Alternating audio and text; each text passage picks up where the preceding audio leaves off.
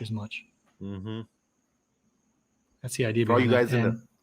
for all you guys in the keto diet, Yeah, adding keto. coconut. You put all kinds of coconut in there. Delicious. Do what you want, man. It's a free country. It's a free world. Is it a free world though? It's we're rapscallions are working towards a free world. We're working on it. We keep on rapping for a free world. That's right. Add whatever you want to your coffee, man. As long as it makes you feel good. As long as it makes you feel right. But don't add beef to your coffee because I've never added it. If you do that, try it. Call us and tell us what it's like. You know what I have done, Joe? Is I've taken some coffee grounds and I've rubbed some pork chops in it. No way. You're a liar. Oh, yeah. It's the truth, man. It's so You're good. You're a liar. You know what? Next time we have a grill, you're going to try it and you're going to like it. I'm going to like it. I love your confidence. Have you ever heard of red eye gravy? Nah, dude. Okay, so the guys like out in the old West, you know how they're cooking and they have the pan, the Oregon Trail guys, you know? Yeah, they have the pan bouncing on the back. No doubt. So what they do is they'd fry up a piece of ham. Uh-huh. And then you've got all the scoochies on the bottom. That's my dad's word, by the way, scoochies. Scoochie. Is that what you put in a kombucha? Kombucha? Oh, no, it's a SCOBY. Sorry. That's a SCOBY. My bad. So you got the scoochies on the bottom. So right, these guys would cook up some hams. They'd make some prairie biscuits. I love me some ham, dude. And then all those scoochies on the bottom, they'd throw the last of the coffee into the pan and make a gravy out of it, and that's called a red eye gravy. With the caffeine from the leftover coffee. Yeah, and you mix that with the ham flavors. That sounds amazing. You heard it here first, man. Scoochies for life. Scoochies for life. If you like Scobies, that's cool too. Scoochie, man. Scoochie. That makes you feel good. Scoochie. So the Scoochie's the leftover coffee and you mix it up with the gravy. It's you have the Scoochies of the ham and you deglaze the pan with a cup of coffee. Like all right. Mix that up and then you use that as a au jus. Ooh, I like it, man. That sounds delicious. I think it's definitely something that we should try next time that we're together. I will. I'll make you a pork tenderloin with coffee and cashew crust. But you also promised me langoustines. We're doing promised me langoustine. We're going to do a shrimp feast next time we get together. Shrimp fiesta. Do you have any other additives that you like putting in your coffee? Other than cinnamon, my friend. What about the Irish coffee? Oh man, it can never go wrong with a little bit of whiskey in your coffee. Zap. You know what? Zap it in there, man. You know what's pretty good in coffee is aguardiente. What? Yeah, man, that shit is so sweet. Really? You put a little aguardiente in there, and that's got a lot of anise in it, so it'll give you a little anise flavor, and a little sugar. Sip a doodle, man. It's good. I'm actually missing aguardiente in my bar. That was one of the things I was super proud of. My bar during the ley seca of the cuarentena was pretty well stocked. Yeah. I went through some bottles that I had never touched before, but I was very happy that I did. But I don't have aguardiente. So maybe that's something I should add to my bar. Do it, man. Because I've never had that. What do you think seco tastes like with coffee? I don't think they would mix very well. I don't think so either. I'm down to try it. I'll have to get back to you guys on that, though. But seco is aguardiente without the anise and without the sugar. That's what seco is. I think rum would probably go really well with coffee, for sure. Yes, I've tried rum with everything. Just go ahead and add rum to everything. It's good. I don't doubt it. Any last tips and tricks for our listeners out there about coffee? No, man. Just try whatever you want. Just drink it. Let us know, man. Comment. Tell us your favorite. So give us comments on your favorite comments or your favorite comments on coffee. Comments and comments. Comments and comments and comments. You can DM us if you have ideas for a show. Let us know. And remember, you can buy Rapscallions merch at PanamaRP.com. You can also, if you don't know what's going on, you can go to that webpage. We've got little buttons for all the social medias. You can pick where you want to watch it. Instagram, Facebook, YouTube, Mars Rover. Big fan. Truth. We got big things happening in 2021. We're hoping to make some changes, dog. And you can buy some merch. If you want to buy a bag like this one, Right here. That is a beautiful bag. It's waterproof. I have a lot of people have told me I have a very fine sack. And that is the finest sack you could ever have. There's 2 individuals in this sack. One is Joe and one is me. That's the name. Actually, Hey, rainy season started. So get yourself a sack. right. Well, And if you you can't guys, grow one, buy one. if you can't grow one, if you can't grow a sack, you better buy one. So you're gonna find it very useful. That's right. Support your local coffee growers. Let us know what your favorite brand of coffee is. And thank you for tuning in. If you just tuned in, you know what's going on. We're doing our Rapscallions Remember Redux Radio redo. In the early days, we had a lot of echo. So we're just going over some of the topics so we can pull those out and put them into our, what's it called? Podcast. All right. Thanks for joining, everyone. Stay tuned because guess what we're talking about next? J-O-E in the place to be. HB. Thank you for joining us. My name is HB Tui. Next to me is Jose Mesquita, aka Joe.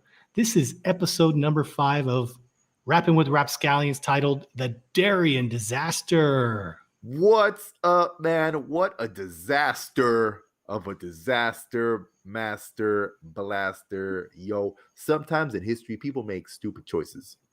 They do. And sometimes, but based on positive things. The road to hell is based on good intentions. Sometimes you have a good idea, but just like the Rapscallions, we got together, we made some songs. Here's a story of 2 rappers of May, and so we started our podcast. But we were young guys. We didn't have gray in our beard. We didn't, and we were missing a witty maid who would accompany us in our adventures. It's true. And also, unbeknownst to us, clean up our messes, many messes. We also were accompanied by lots of echo. Our show was plagued by echo, so we're going to have fun tonight. You're on a pirate broadcast on Instagram of our recap Rapscallions today. We're talking about the Darien Disaster. Dude, I think many people in the world, many people in Panama, this is something that should be taught in schools in Panama. Yes, just because of the impact that it had in one of the great nations of the world, man. The Darien Disaster. Of course, it wasn't always called the Darien Disaster, my friend. It used to be called the Darien Scheme. The Darien Scheme. People in Scotland were scheming about Darien. Tell us more, Jose. Joe. Man, let me tell you something, man. I think the year was about 1695. If you can remember what it was like in 1695, I think my beard reflects 1695. I couldn't grow a beard back then. I was just a young pup. You were just a young pup, man. 1695. Scotland, man, the Kingdom of Scotland. They were like, yo, we want to become a trading powerhouse, just like England, just like all the other countries out there that are establishing posts around the world. This guy showed up, man. His name was William Patterson, dude. William Patterson showed up, and he was all like, yo, check this out, guys. Check this out.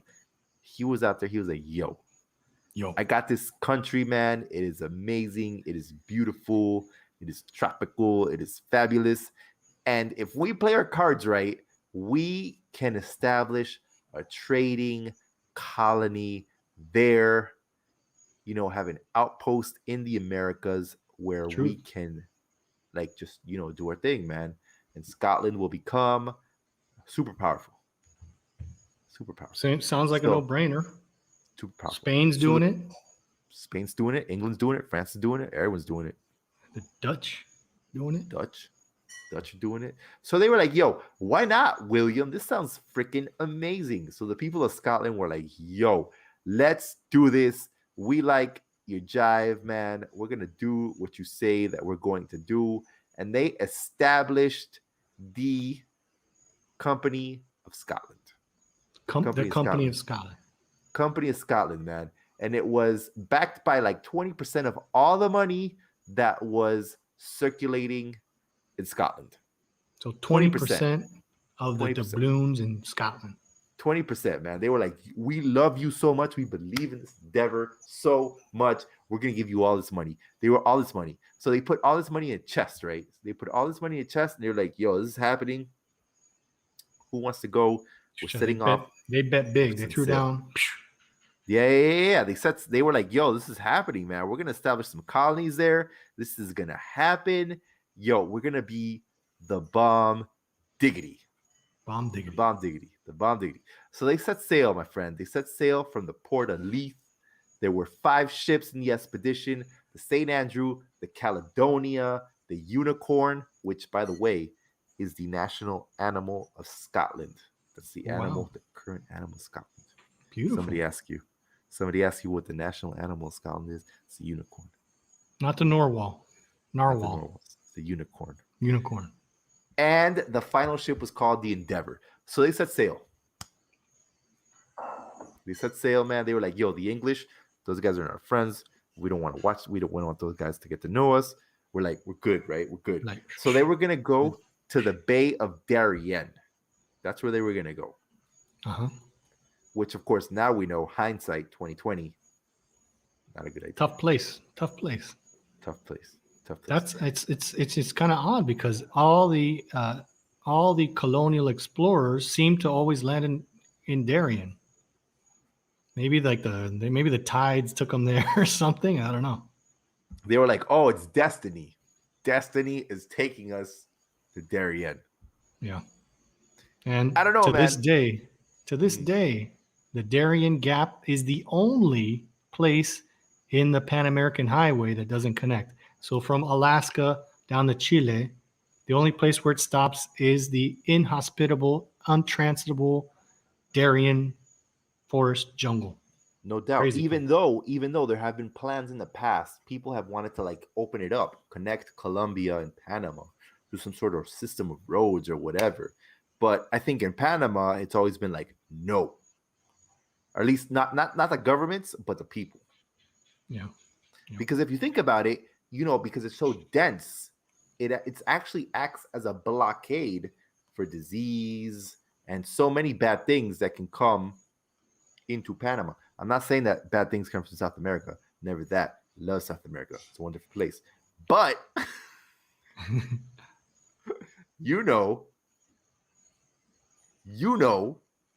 know. Corn. It's a freaking wonderful natural place filled with foliage and nature and trees. Yeah, super and everyone diversity. Knows. It's like a jungle bridge for animals to cross. Jungle bridge, dude. And everyone knows trees give us oxygen, dude. So why would you want to knock them down? Inhale the oxygen. Why would you want to knock them down, dude? No, not for a road. And when you build a road, people start chopping down the jungle, and then next thing you know, you got a desert. We got a desert, and we got boneros, and we got cows, and we got little mini marts and all those things popping up in the Darien. Nobody wants that. No, nobody wants that. Nobody wants that, man. Keep it clean. I want to keep the Darien Gap. I think that's where I stand.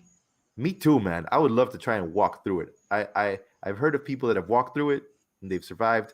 But I think rapscallions, if we tried to walk through it, we'd probably die. I think we can do it. We can do it. Mother Nature smiles. Would provide because we're the rapscallions. Exactly. We'll go into the jungle and we'll chant some magical lyrics, and a ray of light will come down and protect us. We will chant well. Very well. Without a doubt. So let me tell you, HB, these Scotsmen, they arrived to Darien. And they were like, yo, we're here. We have arrived. They put a flag and they put a kilt. They were like, we're here now, man. They got their whiskey out. They were happy, man. They were like, let's build a fort. We're going to make it happen. It's going to happen. We're going to be so successful. Nobody knows how successful we're going to be except us. They started doing the thing, my friend. And, believe it or not, they actually made friends with the locals. With the locals in the area, the local Gunas. They were like, yo, you guys, you. And the Gunas were like, yo. They're like, they just looked. It's like, The They're like, Scotsmen jumped off the ship and they're like, "Yo!" And they yo, handed the Gunas, they handed the cacique a bottle of mhm, scotch. that's right. They took a sip That's and it's right. like, They're like, they're like, yo, "Yo!" yo, we've been And waiting for this moment our whole lives. we got a special listener tuning in. Who's that? Jose Saliveri is tuned in all the way from China. No way. Yo, what up? We're doing a special pirate sesh of rapping with rapscallions in the early days of our show. So much echo. But through the power of time and technology, we're going over some of our earliest episodes so you guys can have the crystal clear flavors of the rapscallions. No doubt. No doubt. No doubt. So the Scots are instantly friends with the natives or the locals of Panama. They were friends, dude. But I mean, I think, the Scotsman arrived. First of all, I think, in my own personal opinion, if I would have been an advisor to that trip, I would have been like, guys, it's really hot. You don't want to take periwigs. You don't want, people are not gonna want to trade for like combs and trinkets and just like be real. Don't take kilts. Don't take wool. Don't take any of those things, and Heavy there's stuff. malaria, there's fever, there's like a lot of bad things that can go down. Nevertheless, and plus they couldn't do the agriculture. It wasn't good. Not It good. wasn't good. It's not the same as those fertile Scottish soils. No, man, they couldn't. It wasn't the same, It's not the same. But the local people, the residents of Panama, they were friendly though. They were like, "Yo, we want to make it happen. We don't like the Spaniards, but you guys seem cool." So they brought gifts like fruit, plantains, but they were given to like the leaders of the colony, and there was a big separation between the leaders of the colony because they stayed mostly on the ships, and then you had the settlers who were trying to set up shop on the land. They're doing a pico y pala on the land, and it was like all clay. Yeah. Tough, And then people, the guys on the ship were like, "Oh, we live on the ships," and then the guys on the land were like, "Yo, we live on the land." So then the guys on the land were trying to hunt the giant turtle that was around at the time, but since they were so sick because of the fever, because of all the bad stuff that was all the disease that they could get on the land, it was difficult to find fit people to go and hunt. So you had like people trying to farm, and then they were getting sick. So you had like less people farming, less people hunting. You had the snooty snoots Scots on the ship. That's right. You were just fishing or what? No, they were just like living off of the stuff they had on the ship, and then off of the stuff that the local residents of Panama brought to them, because they were the ones that were in charge, right? So they were like, "Oh, we're loving all this plantain. Yeah, all this place is great stuff. Lobster and plantain. Amazing. Now you guys that are living on the land, try and make something happen. Make that colony so work. That make it work. That's right. So then, during that time, the English and the Dutch colonies, they were told by King William, he was like, "Yo, don't help those Scotsmen. Don't help them. Block. I don't want the Spanish to get mad at me," is what King William was saying. Oh, twist. So he totally stunted the Scots. He stunted them hardcore. When you would think, if I'm English, I'm like, "Yo, the Scots are my neighbors to the north. Those are my brothers." But he was like, "Yo, no." Chuleta. He totally stunted them hardcore. So then the Scotsmen were all on their own, man. And the only reward they had was alcohol. So, cheers to the Scots. So, cheers.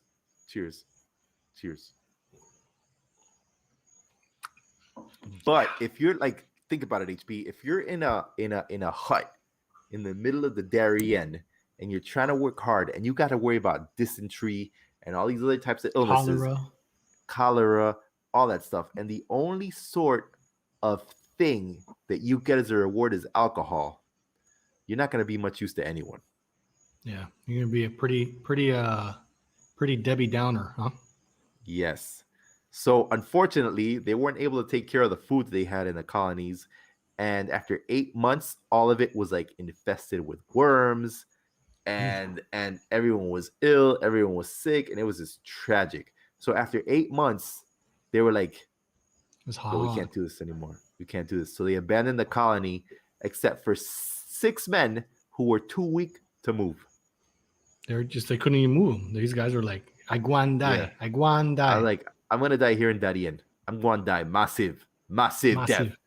Massive death in Darien. And so, they were like, of the 1,200 settlers, my friend, that went to Darien, only 300 survived. Oh my goodness. Devastating. Mm-hmm. Devastating. And then some of these cats rolled up to Jamaica because they're like, oh, Jamaica, it's an English colony. They'll help us out, right? They'll help us out. But when they got there, the English government was like, we're not going to help you, because they were scared that the Spanish were going to be like, yo, what are you doing? Yeah. So like the English and the Spanish were like, hey, we've been pirating each other's asses for too long. Let's chill out a little bit. Mm-hmm. And then they were like, don't help Scotland, or else Spain will send some pirates up our coast. No doubt. Up our hoo-has, dude. And then so Scotland rolled up to Jamaica like, yo, help us out. We've been having a hard time in Darien. It's been hard. And Jamaica was like, sorry, brothers. We're not going to, brothers and sisters. We're not going to help you. Like, they say in Jamaica, they say, yeah, man. But when the Scottish pulled up, they're like, no, man. Nah, man. No. Turn around. Turn around. Get away from ya. So then they had to go back to Scotland, right? In a single ship. And once they got back to Scotland, people were like, yo, you look you sick. Guys failed. You look sick and you failed. Where's our money? Like, where's the riches? Yeah. So these guys were seen as failures, man. And like people were like, no, we don't know you anymore. They didn't bring textiles. They didn't bring gold. They didn't bring tobacco. They didn't bring sugar. They didn't bring pearls. Nope. They just brought sickness and an empty coffer. Yeah, that's right, man. That's right, man. And some of them made it to the U.S. And in the U.S., they were like, no, man, all these people tan dañados. They were like, dañados. Yeah, man. And then they were like, yo, but we sent 2 ships to go help you guys, like the Olive Branch and the Hopeful Beginning, to like resupply you guys, man. They did. They sent 2 more ships with supplies. 2 more ships. So then the 2 more ships in 1699 with 300 extra people, they arrived in Darien, and what they found was like ruins. They found huts that were like people no longer living there. They found shallow graves. They found like nastiness. 400, man. So they arrived there and they were like, oh man, this is gonna be on and popping. Like we're gonna be like, what up? It's gonna be awesome. Yeah, but they thought they were gonna roll up, and it was called Nuevo Caledonia, right? Yeah, it was the olive. Yeah, Nuevo Caledonia was the new spot that Scotland had set up. And the Panamanians, they know what Caledonia is, right? I never knew where that came from until Joe knew. He's got massive Scottish knowledge. So when we did this show, yeah, dude, like, what Caledonia? Yeah, man, for sure. Caledonia is Scotland. New Scotland. Scotland. Kilts. So we could have been, if the Scots had like persevered and done the thing like they were hoping to do it, we could be wearing kilts all up in this place. Yeah, maybe some of the indigenous would have been wearing kilts. Yeah. So these guys come on 2 more ships, the resupply ships. They roll up and they're expecting like New York. Yeah, they're expecting people to be like on and popping, man, because I think initially when the first Scots arrived, so they were attacked by the Spaniards, right? Because of course Panama City was full of Spaniards, or Spanish, depending on how you want to call them. And they attacked Caledonia because they were like, "Yo, we can't let these Scotsmen be there and whatever." So then, but the Scotsmen and the locals and the local residents, they work together, and they like push back. I like push that. Back. I want to emphasize that point, man. So the Scots and the indigenous natives, what's the proper word for that? We were talking about that earlier, weren't we? Yeah. The indigenous people, the residents. The residents of the country. That sounds good. Yeah. they kind of formed a coalition. Like, hey, you guys are cool. You guys have just got here. These Spaniards have been killing us for like what, almost 100 years now. For This like is a long ass. 1624. So Yeah, dude. so 150 years. 95. Yeah. 95. That's 300 years. Yeah. 200 years. Sorry. It was a long time. Yeah, a long time to be suffering from those Spaniards a-holes. Yeah. So, and I think the Scots arrived and they were much nicer. At least the ones that were in the huts on the ground. I don't know about the ones in the ships, but I think the ones on the ground were like much like, hey, here, have this, have that. Oh, we like you. Trading. Let's be friends. Yeah. Oh. They weren't like, believe in our God. If you don't believe in our God, we will burn you alive. Give us all your gold. Yeah, gold exactly. Or die. Exactly. Which, I mean, to be honest, if I was a local resident at the time, I would have been like, this guy wants to kill me. This guy wants to give me a wig. This guy's just trying to grow some carrots in this tropical rainforest clay soil. We know that's not going to work. Exactly. They're like, here, grow some otoy. Yeah. Grow some yucca. Eat this. You will survive. Yeah. So, the second two, the olive branch, and what was the name of the other ship? The Olive Branch and the Hopeful Beginning. Man, those Scots are very optimistic. Totally, man. They arrived in 1699, hoping that they were going to find everything like on and popping, you know? Right. But they didn't have much luck, my friend, because the Olive Branch was destroyed by fire. There was a fire, and it was like, oh my God, there's a fire. So the survivors fled to Jamaica in the Hopeful Beginning, and they were not allowed ashore. And then they got super sick. Super sick. So let me do some maths here. 20% of the monies from Scotland went on the first expedition. Do we have any numbers on how much went on the second one? I think it was about 300. Sorry, 300. 300 what, kilts? Yeah. 300 people. Oh, 300 people. Did they send more cash monies? I guess they just sent people, man, because they're already expecting it to be like on and popping, dude. Right. They sent manpower there to see if, hey, let's harvest some more sheep for wool or something. Yeah. So do you think that they failed because they went in with the wrong mindset, or it was just like a conflagration? I think it was a couple of things. I think they went with the wrong mindset because, first of all, when you're going into, they didn't know the lay of the land very well. I think William Patterson fed them a lot of fairy tales. Right.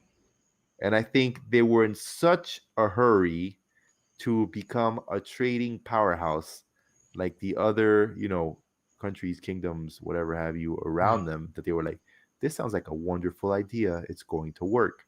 Yeah, they thought like, hey, we're going to drop anchor and money is going to start flowing. Basically. And then when they arrived to Darien, they realized like, man, this is very difficult. Yeah. And then maybe they weren't ready to put in the work that they needed to put in, because I mean, it's like if you and I were to arrive and then you and I are like, yo, let's get on the land. Let's work this, man. We got to make a farm. We got this, we got that. But then we got some buddies that are all like, I don't know about you guys, but I'm going to stay on the ship. Yeah.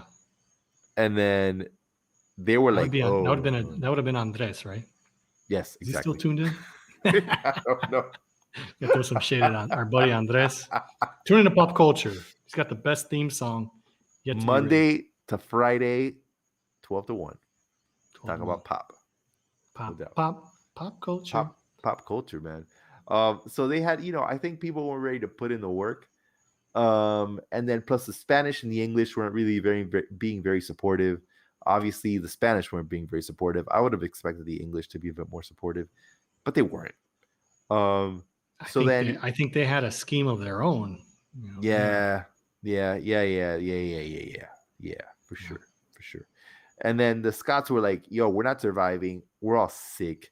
People were drinking too much, which back in the day, I mean, wasn't really helping them if they're trying to set up a home base. You got to stay focused, right? So they were failing. Maybe they didn't have access to clean water. They didn't have access to clean water. No, they didn't. So they're like, if we drink that water, we're going to get sick. Let's drink the booze.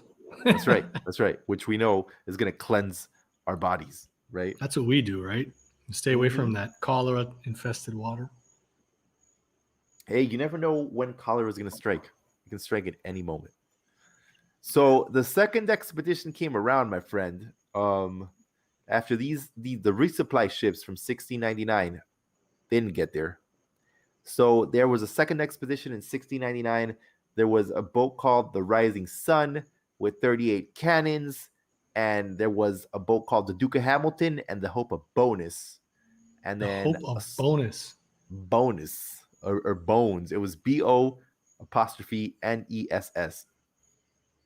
Say that however you like to say it. Bonnies. And You hope to bonus, get some bonnies. the Hope of bonus, bonies. Anyway, I don't know. And the smaller vessel called the Hope.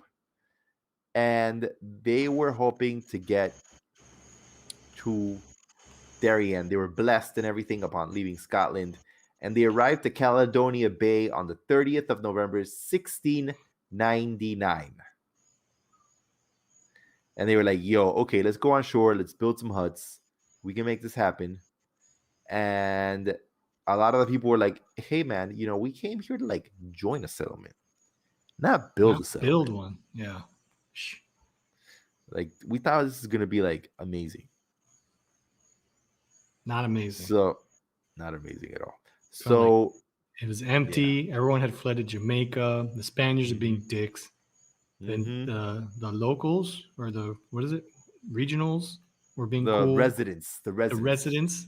The regionals. Cool. I like that.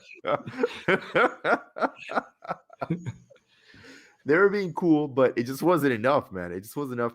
Plus, you had the Spaniards who were just being like, yeah, man, they were just being like super difficult, dude. And they rolled up. They rolled up on like, they had a fort, man. It was called Fort St. Andrew. And the Spanish rolled up like, yeah, we don't care much for you guys. And they were just like, boom, boom, boom, boom, boom. And I'm like, dude, leave us alone. That's what I would have been saying. I would have been like, Spain, what the funk, man? Stop messing around, man. Just leave us alone. Stop messing around. You guys got enough. But you know how it was back in the day? People just wanted more. People wanted more. Greedy. People wanted more. They were super Pillage, greedy, man. Kill, murder. It seems like life back in the day, and there were no international treaties. Nobody signed treaties saying that life is important. No. Nobody signed those treaties, dog. Europeans, man. No, man. So the Spanish were all like, screw you guys. We don't want you here. We're Spanish. We're taking this over. Joder, tío. And they were like, boom, boom, boom, boom, boom, boom, boom. And then the Scots were like, man, we don't all want to die, man. It's true. They had a rough going. They did. So then they were like, okay, we'll let you leave. And then, like, I think in total, there were like 2,500 Scots, men and women, that traveled to Darien. And I think of the total amount of people that went there, like, it was only a couple of hundred that were allowed to, like, that left.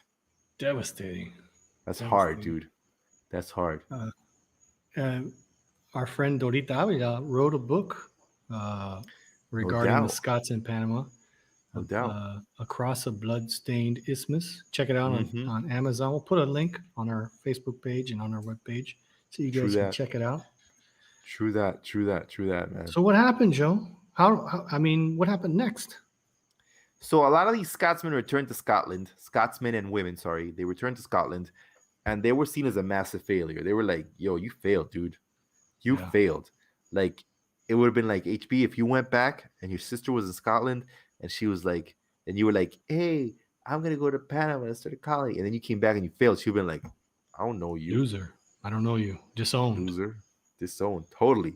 So they were seen as massive failures. And then, they failed the colonization and it was hard. So Scotland went bankrupt basically because they put so much effort, so much money into making this Darien scheme work that all of a sudden England was all like, you guys are looking pretty bankrupt. What's going on? You guys are like up there and we're down here. Didn't work over there, huh? But we're sitting pretty. Mm-hmm. What's going on? What's going on? And then that, my friend, it led to the Acts of the Union of 1707. 1707, which was the Union of Scotland and the Union of England. And it formed the United Kingdom. So, for those of you who aren't quick yes. on the uptake, for you guys listening out there, maybe you just tuned in. Scotland figured they're going to come to Panama, make many riches, sent 20%. Was it 20 or 30%? So they spent 20% of their 20%. national budget. Yes, 20% of the Bank of Scotland. Go to Panama, make riches. They land in Panama in the Darien. They start a colony called Nueva Caledonia. They join up their friends Fort St. Andrew. They hook up with their mates out in the jungle. They fought against the Spaniards, the Gunas, and they're fighting off Spaniards. The English blockade them, so they whatever they do grow, they aren't able to export. These guys all die of tropical sicknesses. Scotland goes bankrupt and ends up joining the United Kingdom. That's it, man, because of Panama. We would currently have no United Kingdom if it wasn't for this failure in Panama, which is, I don't know, depending on how you look at it, it's sad or good. I don't know. Well, we might have had more Scotsmen currently if it had succeeded. We might have kilts. Maybe the Gunas would have adopted like a kilt type of thing.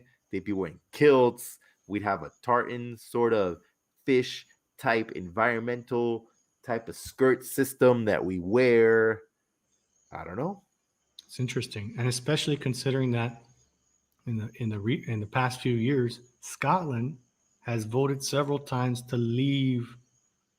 Well, actually, no. There's been a referendum.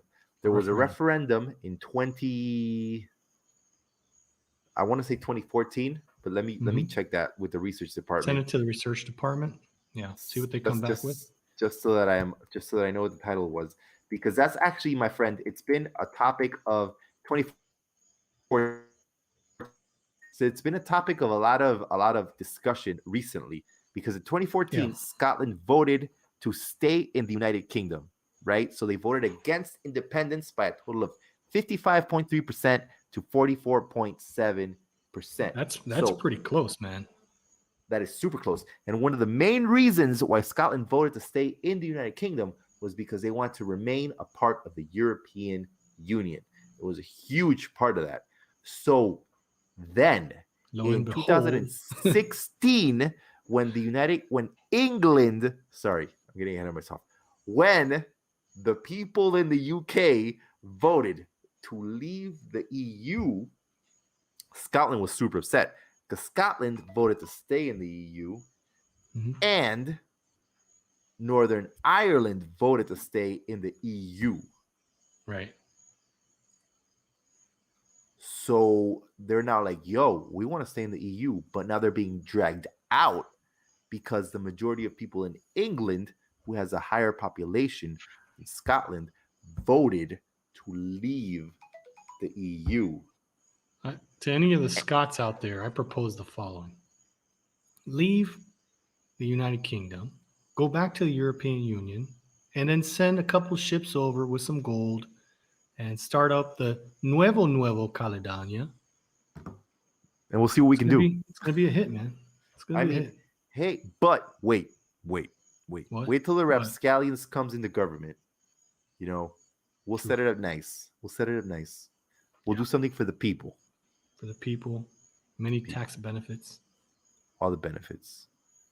And then we can do something positive for everyone. That's what rapscallions all are about.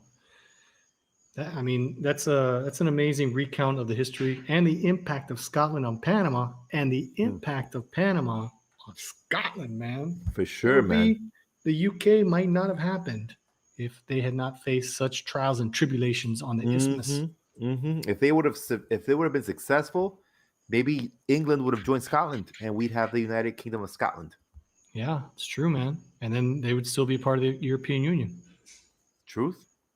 So right now, that's one of the main things, that the current Scottish government is very pro-independence.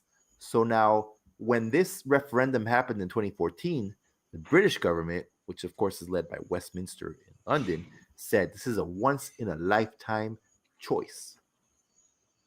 But now Scotland is saying, yo, we want to stay with you because we want to be in the EU. But now you're no longer in the EU. So this doesn't really it doesn't fit. But are they able to have another referendum? It's what they're pushing for. So right now, the Scottish National Party, which is the majority party, they're not the majority at the moment. There were recent elections held, but they're the main ones kind of there. They're pushing for another referendum. Truth. So who knows, man? Only time will tell, man. It's interesting. It's interesting, man. Like world politics is one of those things where you just kind of always have to keep an eye out. Keep your eyes open and keep your ears to the floor. No you gotta doubt. Hear the rumble of what's going on. That's right. Well, that's some fascinating world history. Thank you, Joe, for imparting our knowledge, and thank all of you who are listening to this Rapscallions Remember Redux Radio redo about the Darien Disaster.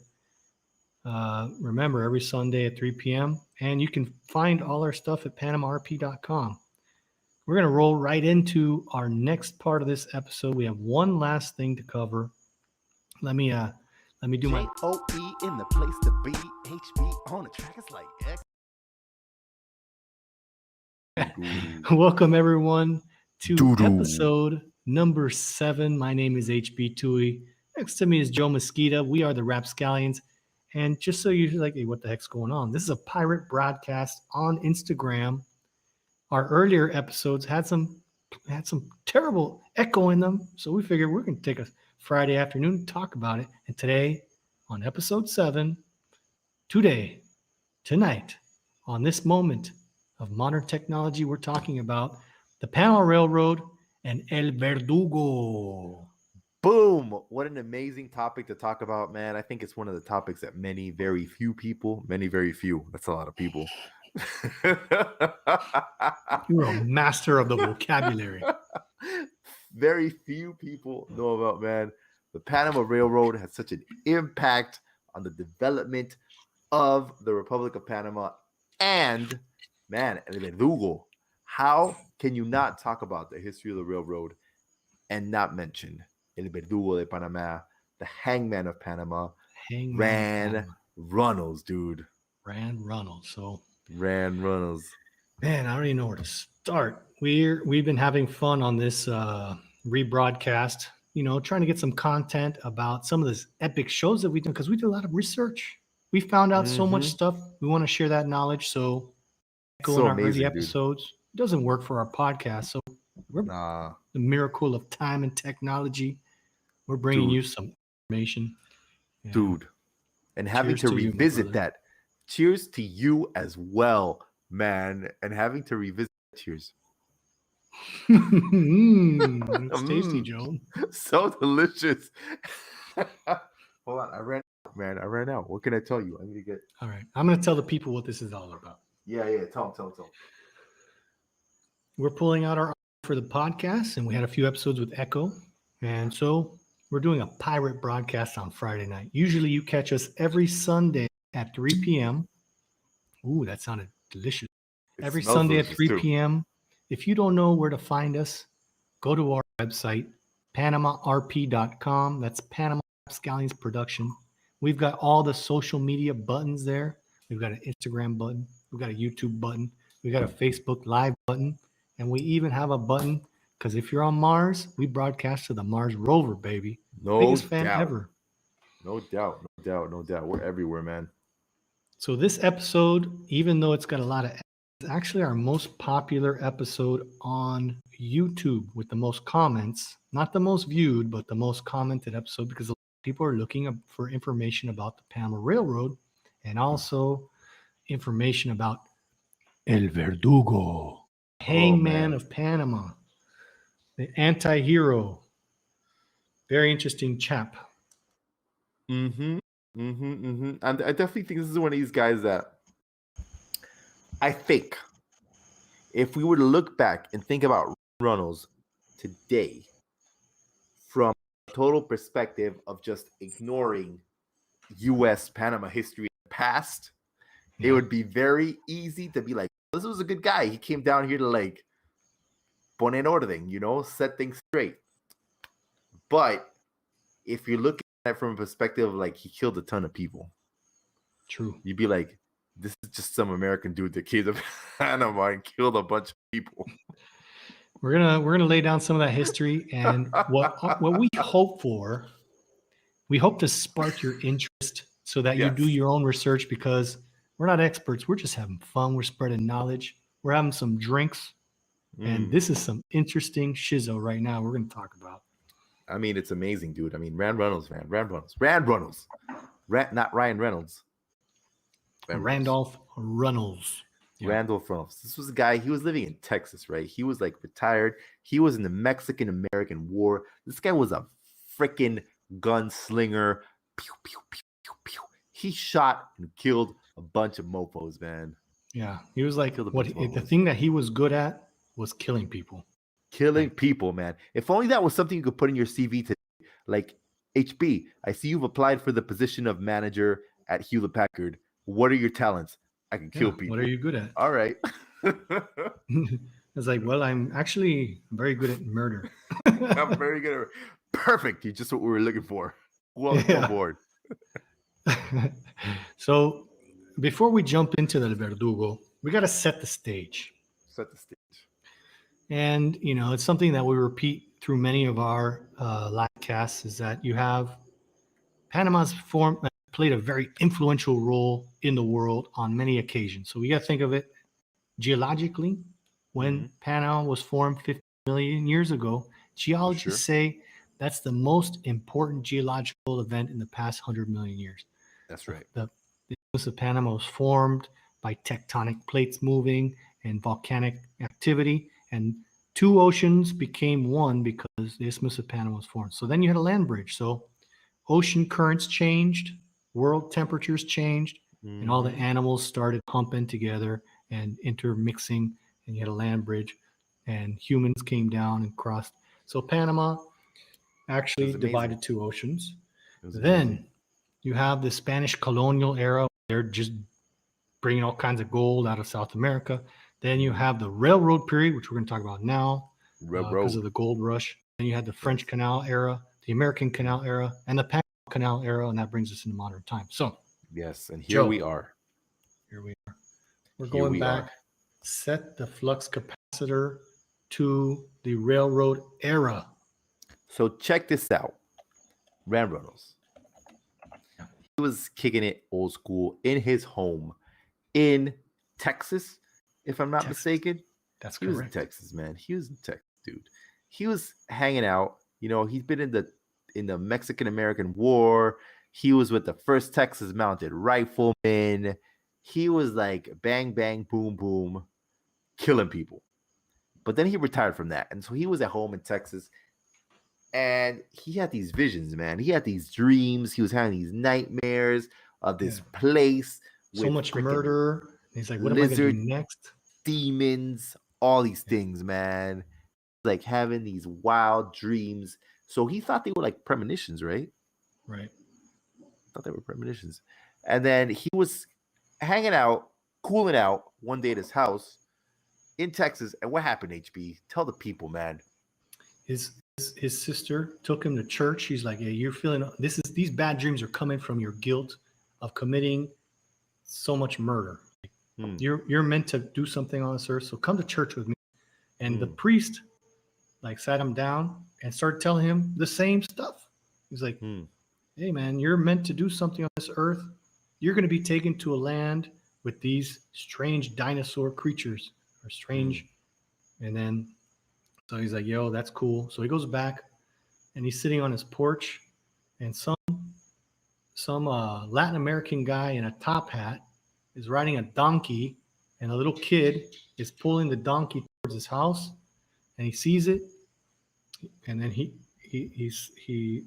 waits for the guy to come and he's like, "Hey," the guy gets to his porch and he's like, "Yo, we're having a really tough time in Panama building this railroad. It's a bunch of lawlessness. Will you come to Panama with us?" And he stands up He's like on his rocking chair, you know, and he stands up and he Yeah, opens the yeah. door. He opens the door. He grabs a suitcase. He's like, "Let's go." He's ready, man. He's His ready. premonitions came true, Joe. Just like you He said. knew. He was like, "This is what I was meant to do in my life. I Mhm. was meant to go and poner orden in Panama." Yeah. So this is around the 1850s. There was the gold rush, like you've heard of the San Francisco 49ers, right? No doubt, The no doubt, no doubt, no 49ers, doubt. gold in California. People wanted them gold nuggets. And I think it's one of the things that Nuggets. we talked about. HB was it was much safer to take a steamship, steamboat, whatever, down to Panama, cross Panama, and take another boat to California, cross the good old U.S. of A. Yeah, everyone's played Oregon Trail or seen those memes. You're going to die. You're gonna die. Or you can go all the way to South America, circumnavigate, and then go up that way. Super long trip. A lot of You people might not. chose. Yeah, you're not gonna make it there either. So you had disease, or like you're just gonna die because it takes so long. Make it bored. You die of boredom. But Reynolds was brought down to Panama so that he could help keep order in this area because, of course, you know, You got all these people. They all they the got their people. life savings. They're like, they get to Panama, and there's people like, first of all, they're the Juega Vivos are like, oh, when you get to California, you're gonna need 10 picks, a lantern, a map. So you had all these people aprovechando. So there's a lot of money coming through Panama. There's a lot of fucking people trying to take advantage of it. And there's some people down here robbing, stealing, and thieving. Lawlessness abounds. So Reynolds came down and he set up a team, man. Which sometimes when I imagine this in a film, it's Reynolds setting up like the A team, yes. Yes. And it's like different individuals with different nationalities with different skills that he says these guys are gonna help me keep track of everything Hannibal going on. Yes, exactly. So there's a lot of legends about Randolph Reynolds, and you know, building that railroad very difficult. That history is just very amazing. We're going to focus a little more about El Verdugo in this episode. Yeah. But while they're building, you know, robbing and stealing, people have to go by donkey trail in little native canoes and stuff, and people were just getting looted. People getting rolled. So this guy sets up his company there. It was like a tour, not a transport company. Yeah, it was like a transport company for sure. It was like a transport company, and he had the authority of the Panamanian government. So they start taking note. They're like echando ojo. They're looking around, see who's doing what. You know, they're sniffing around. They're taking people, finding out who's causing all of this pillage. And I don't know. That'd be pretty tight, man. That'd be pretty tight. If you were given the authority by the Panamanian government, you know, being like a foreign person to Panama, they were like, hey, HB, you just arrived yesterday. Good. You arrived yesterday, but we hear you kill good. You want to like keep track of the Carretera Panama Colón? Yeah, right.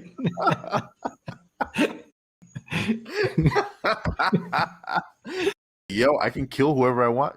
No doubt, right. You got this. It's true. If he was in charge of Carretera now, he'd be shooting all those potholes. That's what he'd be doing. All the potholes, man. He'd be like, bang, bang. Bang, bang. So this guy has so many legends attached to him. We're just gonna scratch the surface, but it's interesting stuff. So, like Joe said, this guy has the authority by the Panamanian government. He starts his company. He's sniffing around. He's like Santa Claus, man. He's checking his list. Yeah. He's making his list and checking it twice. Lo and behold, one night he grabs his boys together, and the next morning on the wall in Panama, he had hung, oh God, I should have fact checked this. I think it was 27 people. That sounds about right. That sounds about right. And Sounds about right. the newspapers of the era said that the people walked by, and even though a bunch of dead people hanging and flapping, dead bodies are bouncing off the wall, most people said that the ciudadanos, the residents of the era, saw this as the first real thing that was done towards creating law and order. So they kind of accepted it as a positive thing. So that's pretty tight, man. That's pretty tight. I mean, I think looking at that in that way, because these people came out and they were like, these people that have been hung are criminals. Yeah. They are like evil people who we don't appreciate in our society. We are happy. Like everyone was like, we are happy that these people were hung. But again, these were the times before any international treaties, before human rights, before any of these things, where life and death was just like a. And there's varying reports. There's varying reports on what happened. Some people said that only 47 people were arrested. Some people say that 37 people were hung. So these are legends. So you're going to have to do some of your own research, but we're just here to tell some stories in your area, you know what I'm saying? Truth. And And another thing that and it was a mixture of nationalities. There was like Huegavios of all nationalities coming to rob and steal. So there was Central Americans, Europeans, I mean, I think it was a time when if you were down for shadiness, you could come to Panama and get away with it. Definitely. Basically. Yeah. There was so much bad stuff going on in the 1800s, 1900s. It was a mess. I would have hated to have lived in Panama during that time because it was a mess, HB. I could have gotten cholera or dysentery and died or been hung by the verdugo if he thought I was a SOB. Yeah, if you were robbing and stealing people, it was called the Isthmus Guards, according to some reports. And some reports say 37 people were hung. And that's the first incidence of him laying down the law. I am the law. El Verdugo. He's the law, man. Yeah, he just started hanging people. But, depending on where you look and which reports you believe in, did he investigate to see if they're really guilty, or was he out there willy-nilly hanging people? I don't know. So the second legend was that they were having a problem because of the people that were working on the canal. They had brought in a lot of people from China to work on the canal. Right. And there was a very high incidence of opium. Ooh. So this guy made opium illegal, and there was a mass suicide of the Chinese workers due to the withdrawal. Man, you see, today, that would have been straight up Defensoría del Pueblo. This guy's not respecting our rights as people to smoke the opium. Can't handle it. And that leads me to another legend. A lot of people think Sal Si Puedes is named that because it's a dangerous place. My version of that legend is that that's where the opium dens were at. That's where people went to puff on the white dragon. That makes sense. They got lost for a week, man. You've been there, boop, boop, playing that opium pipe. You disappear. That makes sense. Sal Si Puedes. That must have been pretty cool. I think it'd be pretty cool today, because of course today you can't do that. There's no more opium dens, as far as I'm aware. I don't know. But that'd be pretty cool. I think if today that was possible, I would like to experience smoke opium because it must be pretty cool to lose a week of your life and notice it, because you're in this state of like euphoric bliss. Euphoric bliss, where you're just like, a week has passed. And then some lady just comes by and she's like, smoke. You're like, I mean, do you shower? Do you go to the restroom? Do you have to pee? Do you have to do number 1? Do you have to do number 2? I don't know. Does somebody take care of that for you? I don't. Maybe you have a catheter. I don't know. That's Maybe you do. Who knows? I don't know. Let's do a show on that.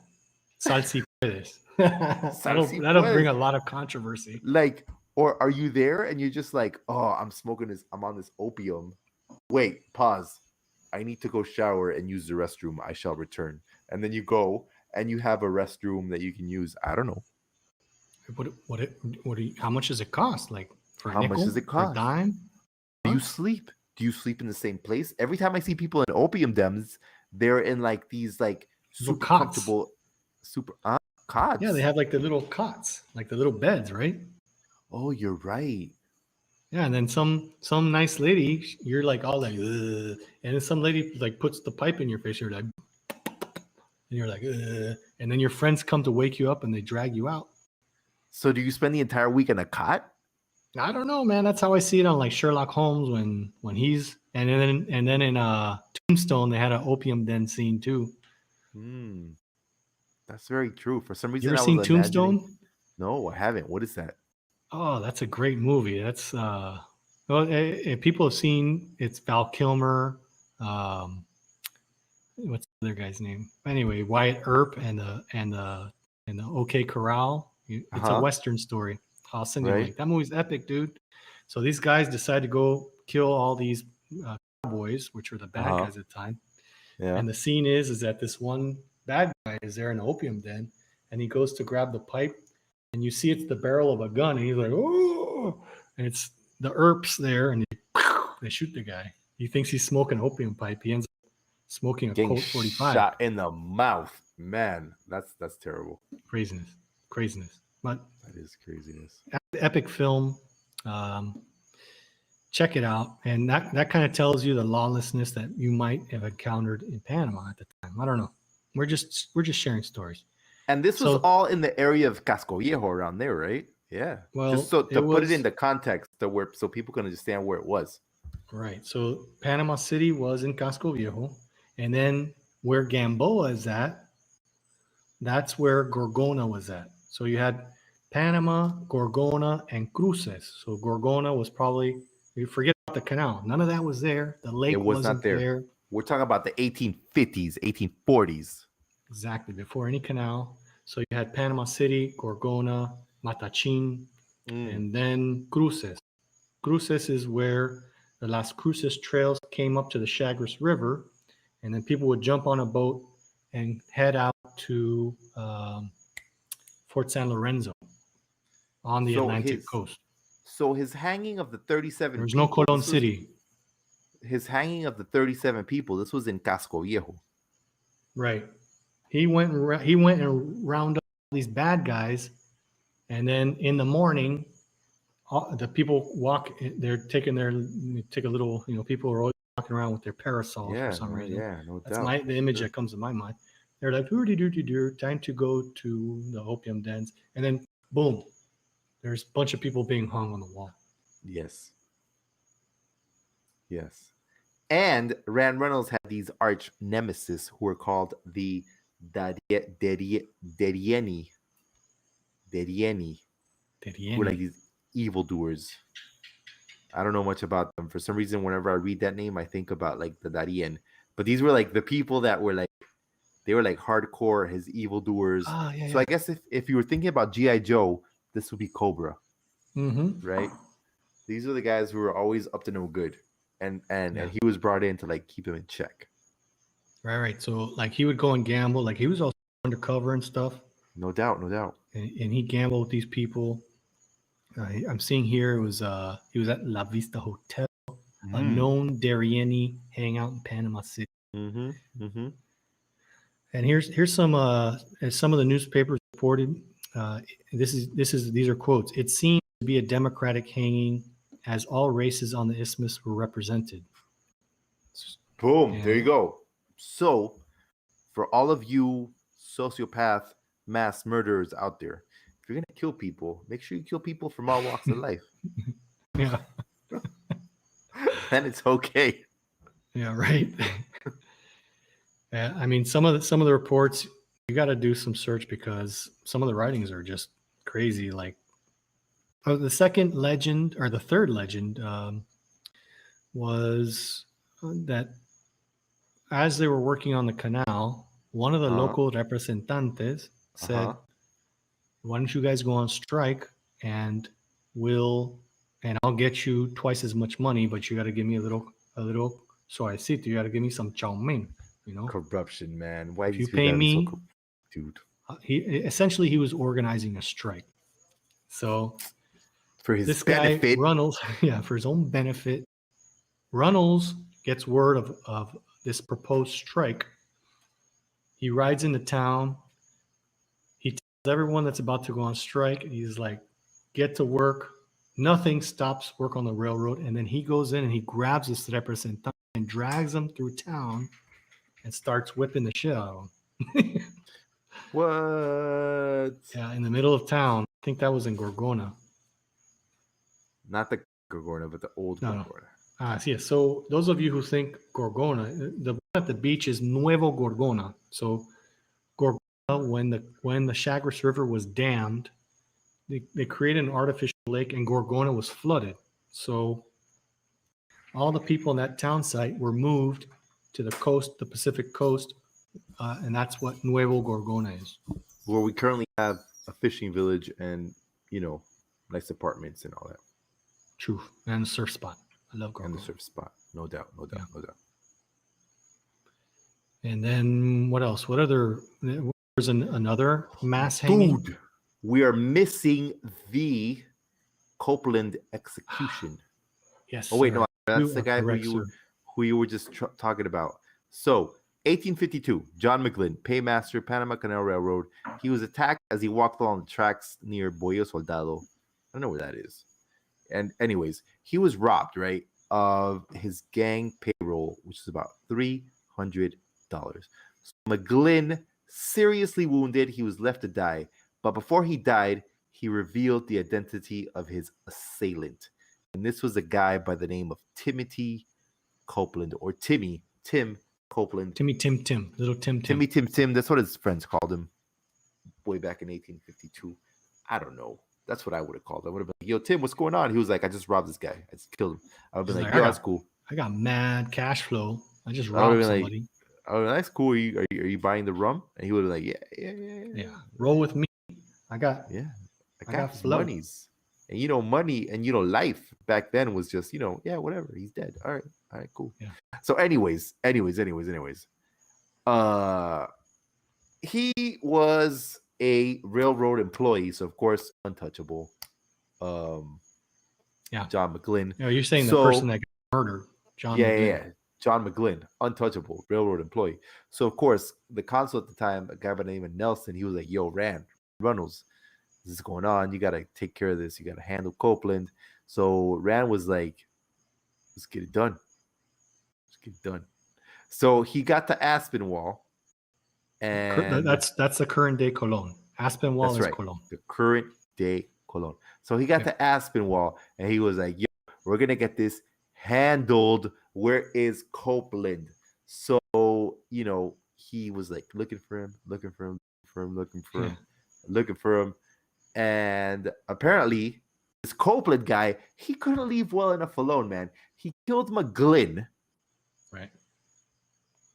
And then he killed a girl in a brothel, a young prostitute. What's wrong with that guy, man? The girl's just trying to make some money? Trying to make some money, man. He killed her and he escaped out the window. And he was like, yeah, that's it, man. I'm just me. I am Copeland. That's how I roll. I kill people. I take their $300 and then I go visit prostitutes. I kill them. And that's how I do.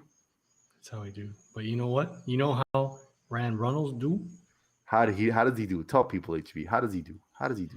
So this guy, McGlynn, or little Tim, he wasn't worried about leaving evidence behind. He was just running around like a damn fool, murdering and killing, being outright evil. And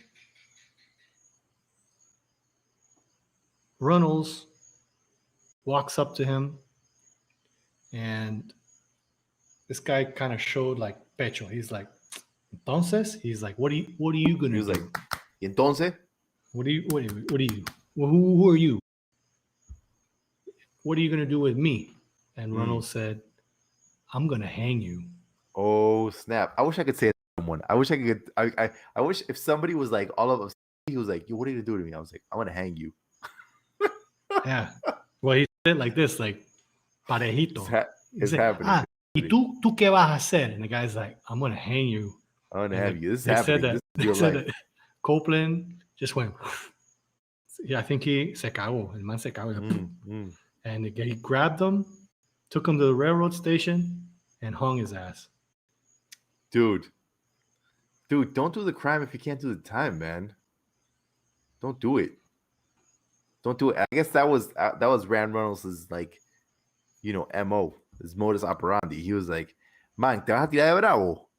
Okay. Oh, you can be tough, huh? I'm gonna hang you.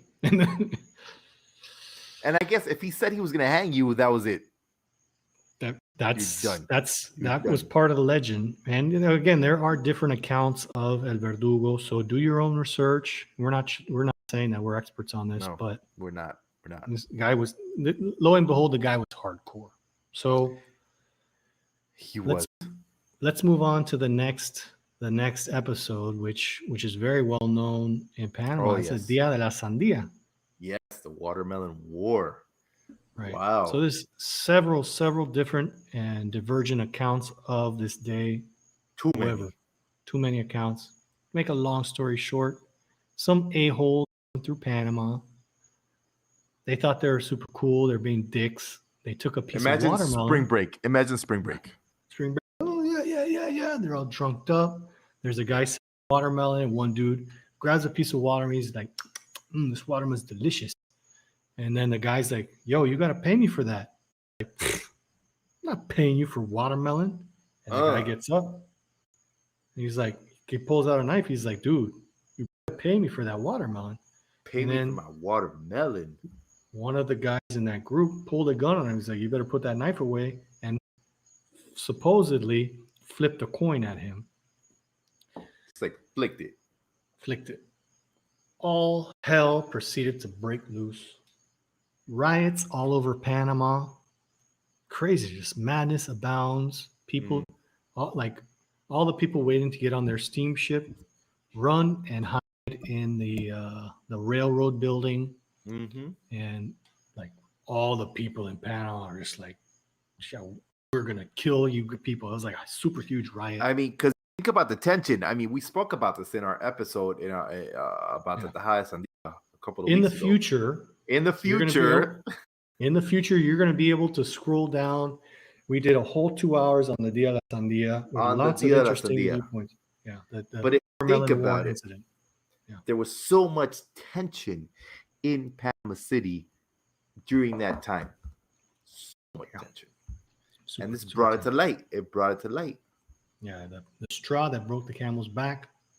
So there's two versions of the Rand Reynolds arriving in Panama City. One version is that the train, because Reynolds was in Gorgona, one version says that this guy, everyone is looting. It was chaos. It was complete chaos. Everyone's running shenanigans all over town. They're robbing and stealing. They're threatening people. They're going to hang some gringos or hang some white people, whichever way you want to look at it. Wherever you came from, if you're white, you're getting hung. Yeah. And there's several accounts of it. But one version says that as soon as he stepped foot off the train, Radio Bemba took over. Everyone said, El Verdugo llegó. The hangman is here, and everyone went home. Yes. They're like, chucha, that guy doesn't make shit up. And they all went home. The other version is that Reynolds got off the train. It looks like we're having some internet troubles here. Par for the course.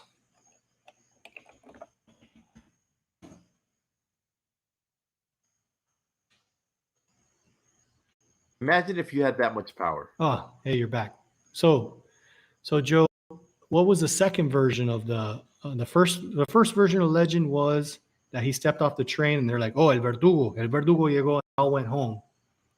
What was the second version of The that legend? second one was mainly that he rolled up. You know, he'd been here for a minute or so he spoke Spanish. He knew the locals. He knew what was going on. So he tried to reason with the people, but they were in such a state of a frenzy. Frenzy. Yeah, they were just like all over it that it didn't do any good. So his friends were like, "Yo, Rand, we need to get out of there." And they pulled him out. And he was not able to have any impact whatsoever on what was going on. Yeah, so those are the two opposite ends of that legend. For sure. Do your own research. Let us know, man. Send us a message. Tell us which version you liked. Yeah. Or what There's you so much think history happened. in Panama. So much history in Panama. Maybe there's a third version. Yeah, that we don't even know about. I don't know. Just tell us. Let us know in the comments. Send us a DM, man. We're keen to hear from you guys, you people, you gals, everyone. Yeah. Just let us know what you're thinking, because Rand Reynolds, man, truly historic figure. B and I, we went through a tour of the Panama Canal Museum, and there's just like a little bit, a section where they talk about Rand Reynolds. But yo, Rand Reynolds had a massive impact.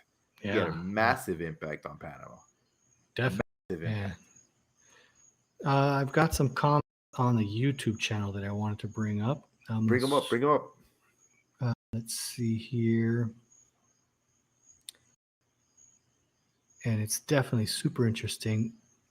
I mean, even with a few Google searches, you'll be stuck all day on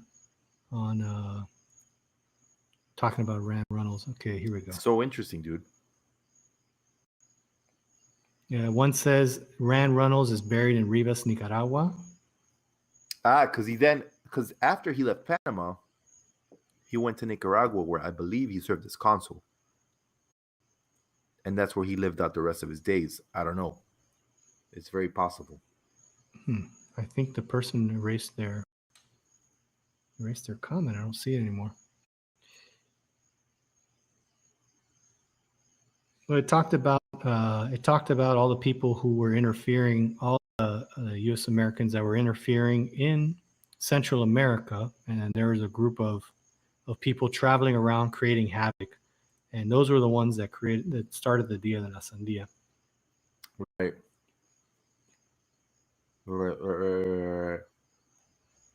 I mean, I think we can all agree there were a lot of them. I mean, based on the timeline, we can say that there were a lot of Americans coming through Panama.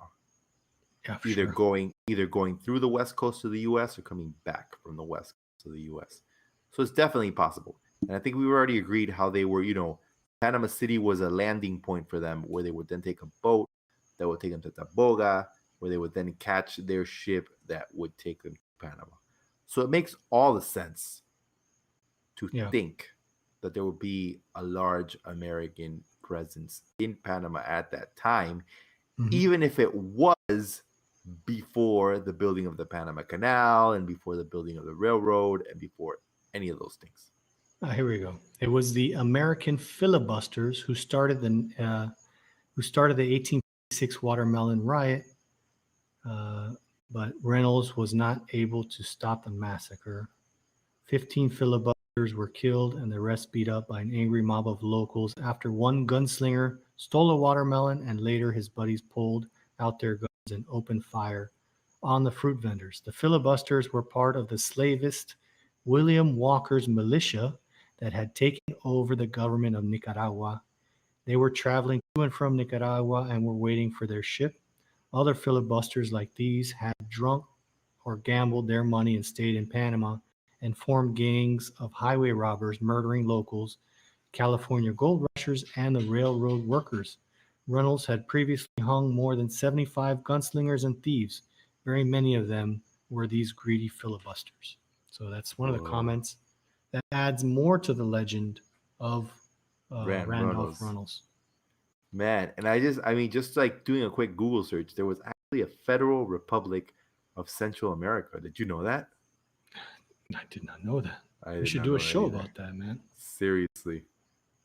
It was a sovereign state in Central America that consisted of the territories of the former Captaincy General of Guatemala of New Spain, and it existed from July 1823 to February 1841 as a republican democracy. And it consisted of Costa Rica, El Salvador, Guatemala, Honduras, and Nicaragua, and the southern Mexican state of Chiapas. How incredible. I had no idea this was around. Yeah. Central American history is often overlooked, and Wow. and the intermingling of the United States in those governments is also very interesting. Yeah, man. Incredible. Freaking incredible. What do we have any other legends left about Rand Reynolds? I know that there was more hangings. He hung everyone. It seems that Rand Reynolds hung every single person you could ever know in Panama during that time. But then there was also that time where he did that one hanging, my friend, that totally affected that priest. Oh yeah. That priest. I'm trying to get his name. Just because I think that was one of the things that impacted that priest so much. Oh, that's true. That was Copeland, at the Copeland hanging. At the Copeland hanging, where he hung. When Copeland was hung, there was this priest, Reverend Cranston. Reverend Cranston. Yeah, go ahead. So let's see. The Reverend Cranston of Providence, Rhode Island, had arrived in Colon, and he was waiting for his ship. And when he tried to stop Reynolds from hanging Copeland, the guy who had killed a railroad worker and had killed a very nice working lady, he tried to intercede and stop Reynolds, and then he was like, "No, please, in the name of God, don't do this. In the name of God, don't do this." And then Captain Reynolds then told me what that man had done, reported Cranston in his journal. Captain Reynolds displayed a small canvas bag, which had been in Paymaster McGlynn's possession when he was shot, and some pieces of jewelry, formerly the property of the murdered harlot.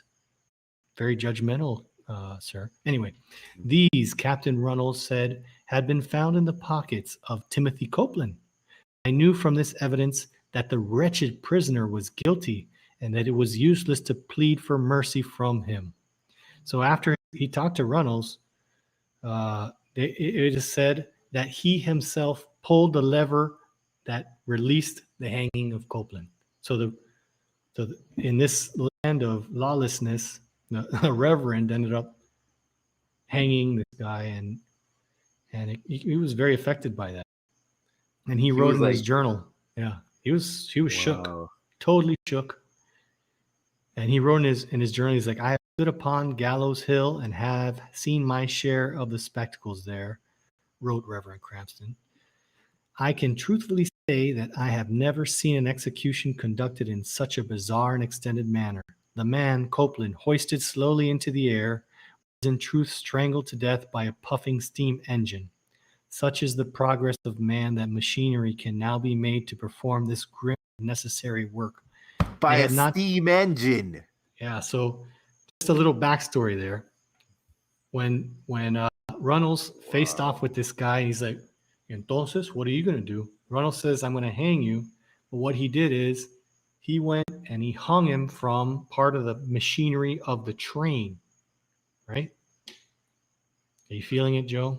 The train that was so vital to everything that was going on during that time. Right. So this guy was hung, and then the Reverend was so angry by what this man had done and had seen the evidence that he pulled the lever, started the steam to hang Copeland.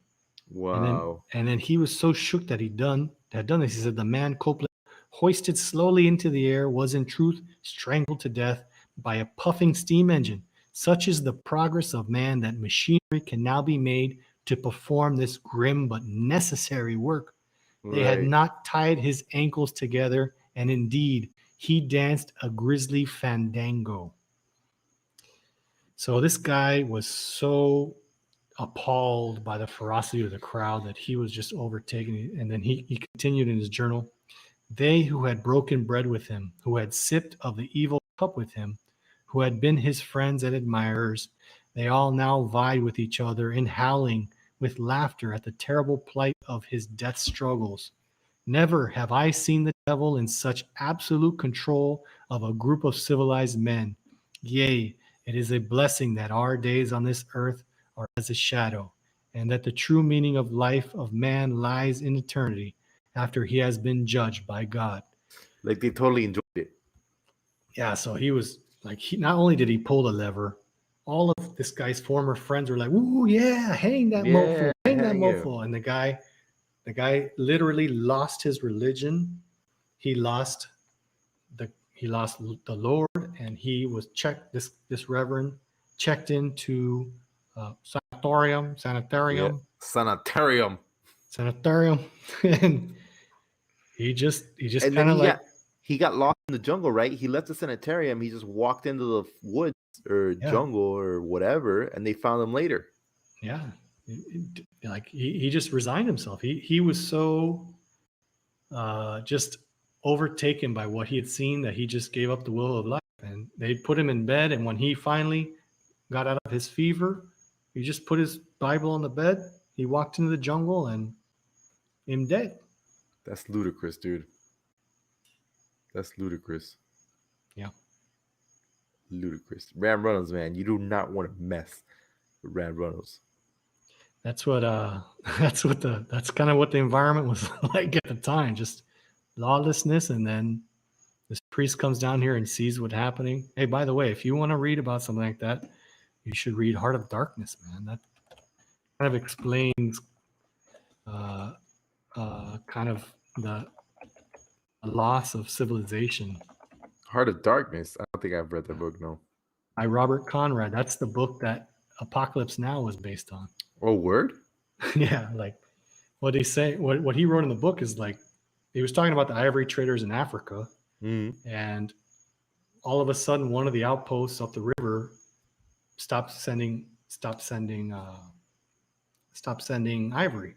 So he gets on a boat and he goes in to investigate what happens, and finds out that this ivory trader had completely given up his civilized side and become one of the locals. It was like the emperor of this crazy kingdom, right? Where he kind of let his animal side come out, which is a philosophical debate for a time. But so this is like a kind of what was happening in Panama. This priest comes down, tries to stop a hanging, is shown the evidence and is overwhelmed by the evidence. He pulls the lever that hangs the guy. Yeah. And all of this guy's friends are like, yeah, hang him, kill him. And he's just, his mind went derelict. That's hard, dude. But I think it reminds me a lot of like back in the day in ancient Greece when people would just kind of kill people. Yeah, like the gladiator pits, right? Yeah. And death was just death.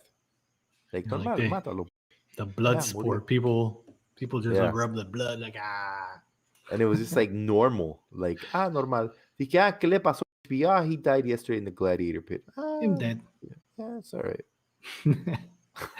It was like it was very simple, right? Truth. Yeah, it's I think it was just a different era, and until you wade into the history books and things like that, then I think we're kind of detached from our past and detached from our history. You know? Do you think it would be better if we were like that right now? If people were just like, whatever. I don't know, man. I don't know if it's better, but I think that the way that we deal with death in the modern times is a little detached from nature, you know? Yeah. Like yeah. Like death is a natural part of life. It is. It's inevitable. Yeah, we'll hook people up to machines and keep them connected to a machine for 20 years. Yeah. They're dead, you know? Like yeah. And I can understand that, but because I guess now you have the capacity to do that.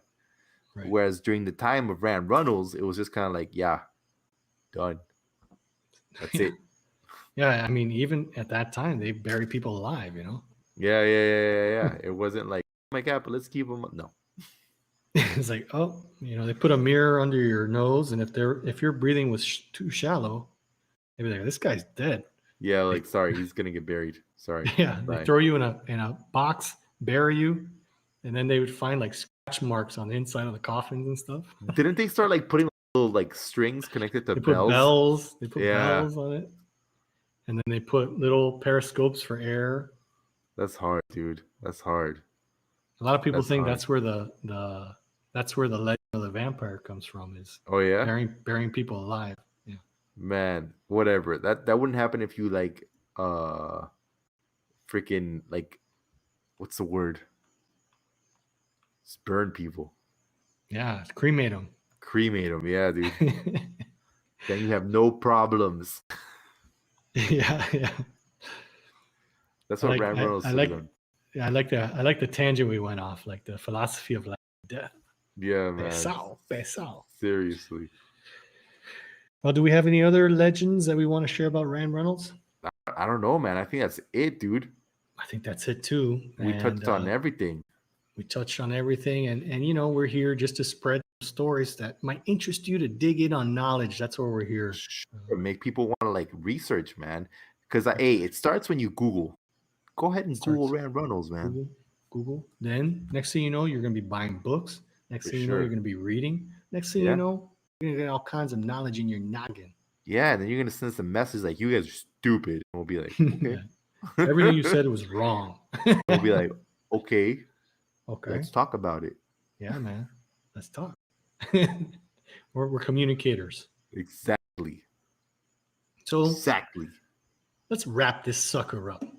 You guys have been tuned into the pirate broadcast of the Rapscallions. Remember, Redux Radio, redo, do. We were plagued by echoes in our earlier episodes, so we decided to do a pirate broadcast, get some audio so that we can pull the audio. We're coming up on 1 year of Rapscallions broadcast. You can see man. Us. It's amazing. When can these people tune in, Joe? They can tune in every Sunday at 3 p.m. We go on from 3 p.m. to 5 p.m., man. Every Sunday. We have amazing guests. And when we don't have amazing guests, we have amazing conversations just between HB and I, man. Yeah. Fantastic stuff. Yeah, man. And all the audience participation. We appreciate that. We have people throwing in comments and stuff. Truth. Love that. So if you don't know where to find us, our base of operations is PanamaRP.com. We have all our social media buttons there. You can find us everywhere. Mars Rover, one of our biggest fans. We live broadcast to Mars. And we do. It's amazing. Merch there. I mean, I think you've seen that recently. There's been a lot of UFOs. Yeah. The U.S. government has spotted a lot of unidentified flying aircraft. Yeah. UFOs. And that's because of Rapscallions. Mm-hmm. Our rhymes and our raps and our shows are so popular on Mars. Those MFers are sending UFOs here. They're like, finally, we've had some intelligent conversation. Let's go see what those ones are all about. We must hear more. We want to hear more. There's knowledge being spread. Exactly. Well, my friend, this has been a wonderful episode. You guys tune in next Sunday because you guys are living in the past. So next Sunday will be episode 8, and that will be the Shorty and Slim 25th anniversary. There's a lot of echo in the first few minutes of it, but you know what? What we're gonna do is we're gonna put the clear audio on and put the echo at the end. It's technology, baby. Hey, man, you guys are gonna enjoy it nevertheless because Shorty and Slim are awesome people, and we wrote a song for them. That makes them extra awesome. All right, tune in, people. Love you, fam scallions. Buy some merch. PanamaRP.com. Sundays at 3 p.m. Bye-bye. Bye.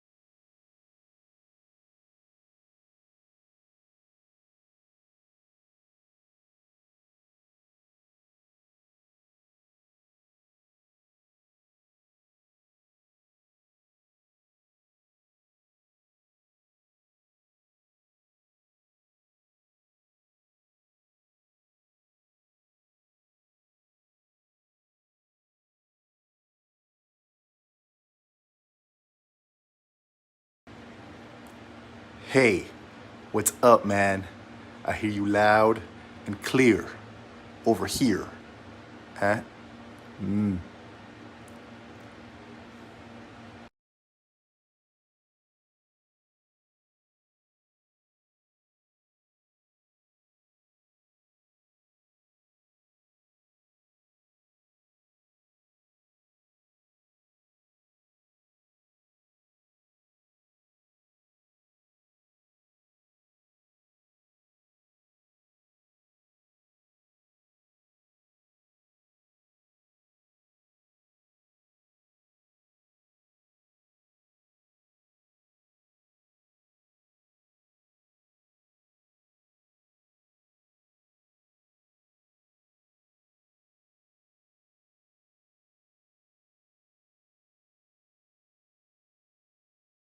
J-O-E in the place to be. HB on the track, it's like ecstasy.